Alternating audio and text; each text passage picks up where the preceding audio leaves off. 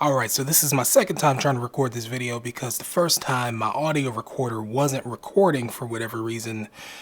So we have to do this again. Hey, what is up guys? Welcome back to another video. Now I know the color in this particular video looks a little bit flat, and that's because it is. And the reason that it is because I thought today that I would share with you how I color grade my videos in Final Cut Pro 10. Now you may not use Final Cut Pro 10, but these basic principles should work across the board regardless of which editing software that you're using. Also keep in mind there are many methods to get this done, so if there's a method that works better for you, I'd love to hear about it. Let me know in the comments. Alright, so let's go ahead and jump right into Final Cut so I can show you how to fix this up. So this is kind of how I work in order to do my color in Final Cut Pro.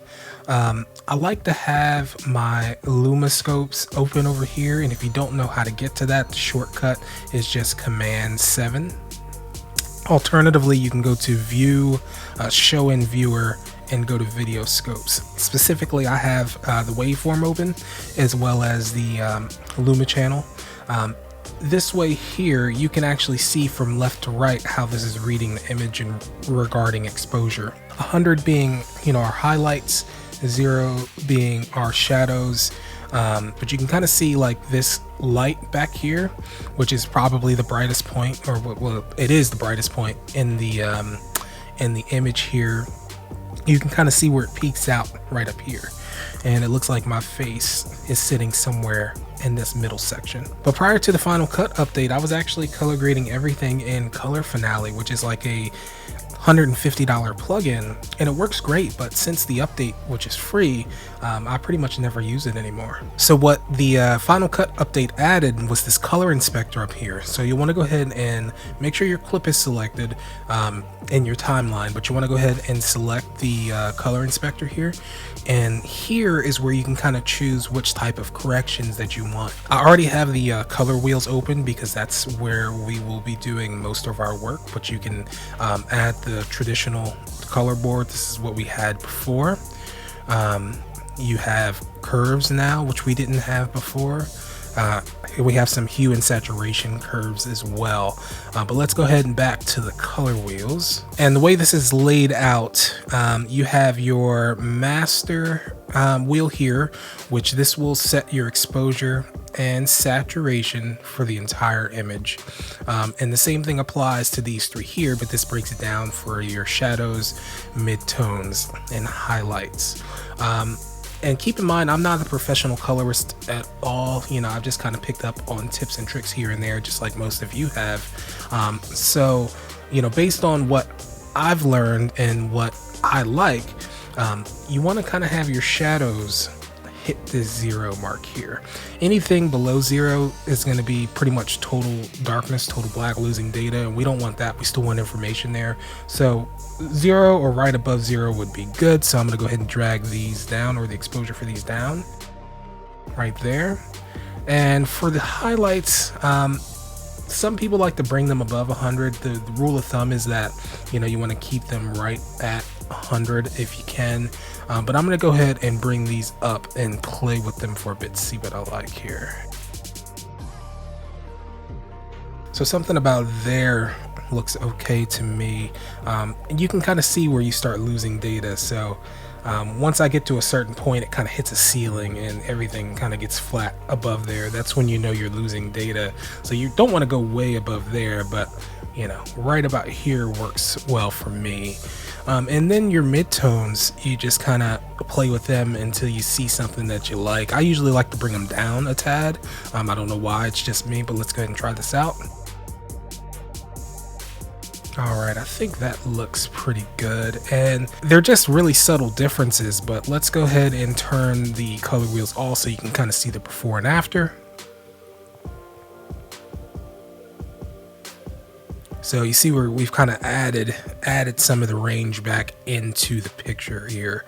On top of that, what I like to do, and I don't always do this, it just kind of depends on the image, is I like to add some saturation back. You kind of have to, be cautious when you're working with skin tones. You don't want to oversaturate them, but sometimes I like to bring some saturation back into the image just to see how it looks. So let's go ahead and try that out.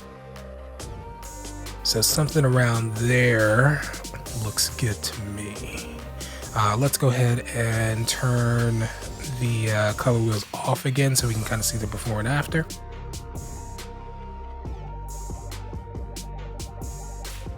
And yeah, that's it. That's pretty much it. So you can kind of leave it here. I mean, I kind of like the way that this looks personally, and for YouTube, this is probably what I would do, and I would just leave it at that. And that's about as basic as it gets. But sometimes you'll want to add a LUT to give the entire video an overall look. You know, you'll likely do that when you have multiple clips and you want to kind of lock the look in throughout all of those different clips here, but I'll show you how to do that. You can also add LUTs now with this Final Cut update. You want to go ahead and open up your effects browser here. You just click on that here and you'll go down to the color tab, and we will go to custom LUT, and we will go ahead and drag this custom LUT right on top of this clip.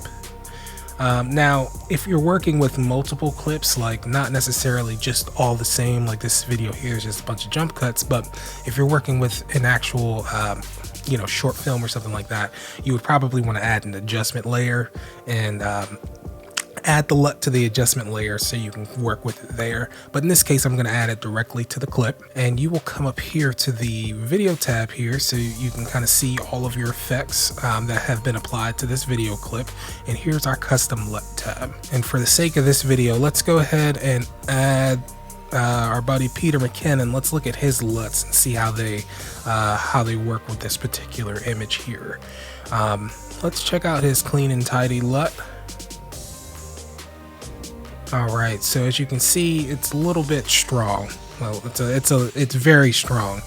You'll want to go ahead and dial that back a bit, and you can use the mix slider here to do so. And we can kind of toggle this off and on to see what we like. Not bad. So after looking through them all, I think the clean and tidy works best for this particular video. I don't have it on very much here, so it's a very subtle difference, but it is a difference. And from here, I'm done. I would just go ahead and export the video and get it uploaded to YouTube. And that's pretty much all to it. That's my process on how I currently color grade these YouTube videos. So if you found any value in this, go ahead and leave the video a like. If you'd like to see more videos like this, go ahead and subscribe. As always, I appreciate you watching, and I will catch you in the next one. Later.